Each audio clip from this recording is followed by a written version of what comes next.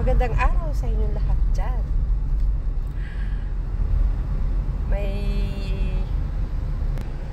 para makapag-relax. Kasi puro trabaho na lang. Di ba, be? Oh. Kami muna ang dalawa ngayon magkasama. Oo. Yan. Mainit po ang panahon.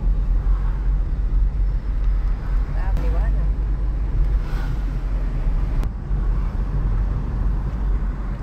At ayan po, nakarating na kami dito sa Shagonagen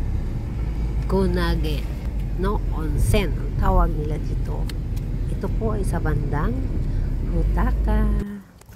Ayan, pasok na po kami sa loob.